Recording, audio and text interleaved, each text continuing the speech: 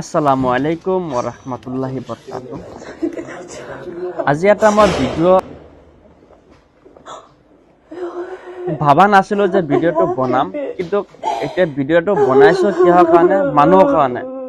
আপোনালোকে নেগেটিভ আৰু পজিটিভ কেতিয়া নাভাবিব আৰু বেয়া বুলি কেতিয়া নাভাবিব। আপোনালোকৰ ৰাইজৰ কাৰণে ভাল কাৰণে মই ভিডিঅ'টো বনাইছো। ভিডিঅ'টো ভালকে চাব, ভিডিঅ'টোত কি আছে কি নাই। এতিয়া আহিছো মেইন কথালৈ।